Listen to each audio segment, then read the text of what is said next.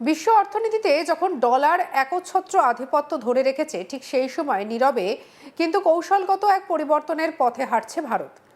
সাম্প্রতিক সময়ে ভারতের রূপো বা সিলভার রিজার্ভ হঠাৎ করে বেড়ে যাওয়া কি নিছক শিল্প কারখানার চাহিদা, নাকি এর পেছনে লুকিয়ে আছে আরো বড় কোনো ভূরাজনৈতিক এবং অর্থনৈতিক মাস্টার স্ট্র্যাটেজি?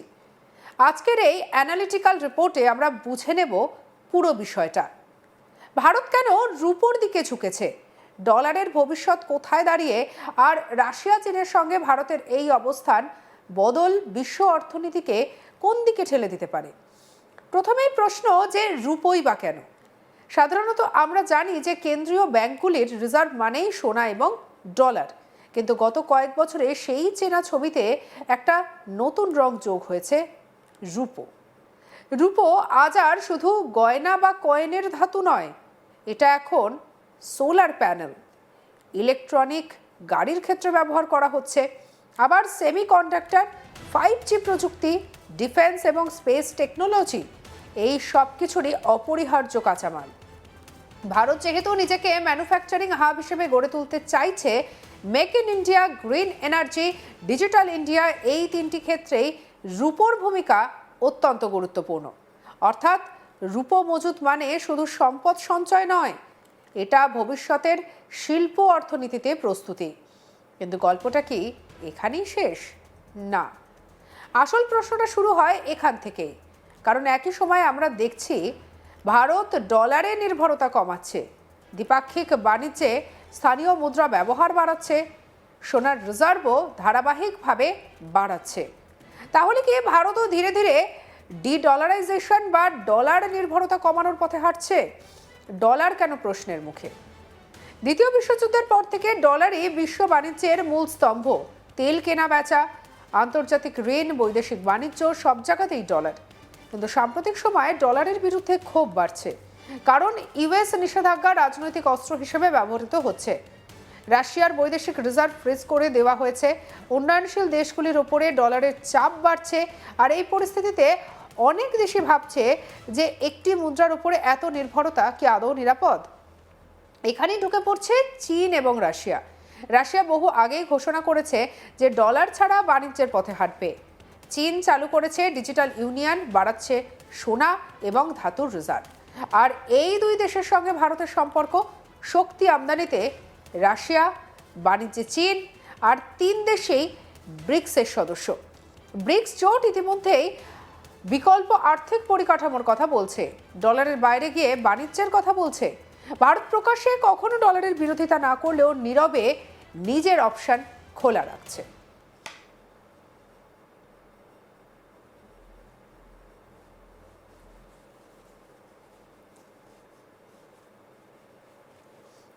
রূপো, সোনা, স্থানীয় মুদ্রা, সব দিকেই বিনিয়োগ বাড়ানো হচ্ছে। রূপো কি ভবিষ্যতের স্ট্র্যাটেজিক অ্যাসেট? বিশেষজ্ঞদের মতে রূপোর সব থেকে বড় শক্তি হলো এটা একটা ধাতু প্লাস প্রযুক্তি প্লাস শক্তি নিরাপত্তা। আগামী দিনে যদি গ্রিন এনার্জি বাড়ে, ইভি গাড়ি বাড়ে, ডিজিটাল ইকোনমি বাড়ে, তাহলে রূপোর চাহিদা বহুগুণে বাড়বে। অর্থাৎ রূপো মজুত মানে শুধু ডলার থেকে দূরে সরে যাওয়া নয়, বরং ভবিষ্যতের অর্থনীতিতে প্রভাব বিস্তারের হাতিয়ার তৈরি করা। তাহলে কি ভারত ডলারকে মূল্যহীন করতে চাইছে? ডলারকে হঠাৎ চ্যালেঞ্জ করার ক্ষমতা বা ইচ্ছে দুটোই ভারতের নেই। কিন্তু ভারত যেটা করছে সেটা আরও স্মার্ট, বিকল্প পথ তৈরি করা, ভবিষ্যতের জন্য প্রস্তুত থাকা। এটা কোনো যুদ্ধের ডাক নয়, এটা এক ধরনের অর্থনৈতিক বীমা। ভারতের রূপো মজুদ বৃদ্ধি কোনো হঠকারী সিদ্ধান্ত নয়, এটা শিল্প অর্থনীতির প্রস্তুতি, ডলার নির্ভরতা কমানোর সতর্ক পদক্ষেপ, আর বহুমুখী বিশ্ব ব্যবস্থার জায়গা, নিজের জায়গা শক্ত করার কৌশল। রাশিয়া এবং চীন যখন সরাসরি ডলারকে চ্যালেঞ্জ করছে, ভারত তখন নীরবে নিজের ঘুঁটি সাজাচ্ছে। বিশ্ব অর্থনীতির দাবার বোর্ডে ভারত এখন আর শুধু দর্শক নয়, ধীরে ধীরে হয়ে উঠছে একজন স্ট্র্যাটেজিক প্লেয়ার।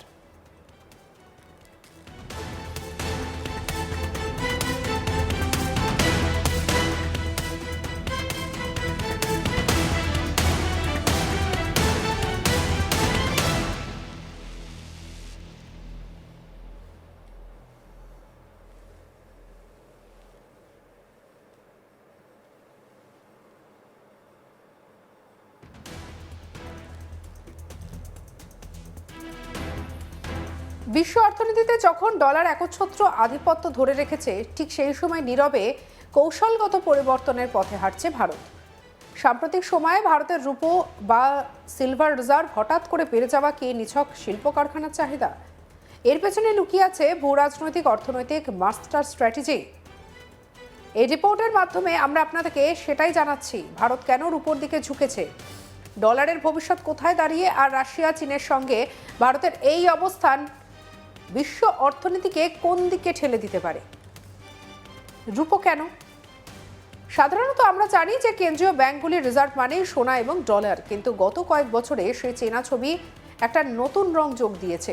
সেই চেনা জায়গায় যোগ দিয়েছে এই রূপোলি রং, অর্থাৎ রূপোর চাহিদাও।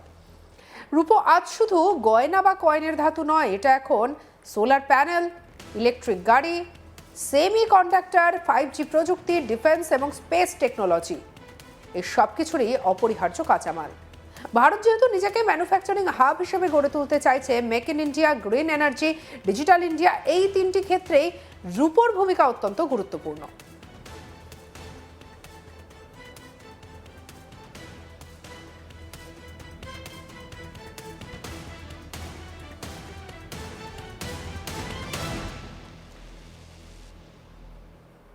অর্থাৎ রূপো মজুত মানে শুধু সম্পদ সঞ্চয় নয়, এটা ভবিষ্যতের শিল্প অর্থনীতির প্রস্তুতি।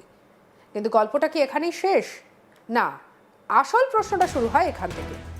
কারণ একই সময় আমরা দেখেছি ভারত ডলারের নির্ভরতা কমাচ্ছে, দ্বিপাক্ষিক বাণিজ্যে স্থানীয় মুদ্রার ব্যবহার বাড়াচ্ছে, সোলার রিজার্ভও ধারাবাহিকভাবে বাড়াচ্ছে। তাহলে কি ভারতও ধীরে ধীরে ডিডলারাইজেশন বা ডলার নির্ভরতা কমানোর পথে হাঁটছে? ডলার কেন প্রশ্নের মুখে? দ্বিতীয় বিশ্বযুদ্ধের পর থেকে ডলারই বিশ্বের বাণিজ্যের মূল স্তম্ভ। তেল কেনা বেচা, আন্তর্জাতিক ঋণ, বৈদেশিক বাণিজ্য, সব জায়গাতেই ডলার। কিন্তু সাম্প্রতিক সময়ে ডলারের বিরুদ্ধে ক্ষোভ বাড়ছে, কারণ ইউএস নিষেধাজ্ঞা রাজনৈতিক অস্ত্র হিসেবে ব্যবহৃত হচ্ছে। রাশিয়ার বৈদেশিক রিজার্ভ ফ্রিজ করে দেওয়া হয়েছে। উন্নয়নশীল দেশগুলির ওপর ডলারের চাপ বাড়ছে। আর এই পরিস্থিতিতে অনেক দেশই ভাবছে, একটি মুদ্রার উপরে এত নির্ভরতা কি আদৌ নিরাপদ? এখানেই ঢুকে পড়ছে রাশিয়া ও চীন।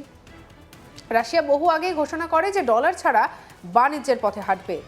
চীন চালু করেছে ডিজিটাল ইউয়ান, বাড়াচ্ছে সোনা এবং ধাতুর রিজার্ভ। আর এই দুই দেশের সঙ্গে ভারতের সম্পর্ক কেমন? শক্তি আমদানিতে রাশিয়া, বাণিজ্যে চীন, আর তিন দেশই ব্রিক্সের সদস্য। ব্রিক্স জোট ইতিমধ্যেই বিকল্প আর্থিক কাঠামোর কথা বলছে, ডলারের বাইরে গিয়ে বাণিজ্যের কথা বলছে। সঙ্গে রাখুন আজ তাক বাংলার ইউটিউব চ্যানেলকে, লাইক, কমেন্ট, শেয়ার, সাবস্ক্রাইব করতে ভুলবেন না।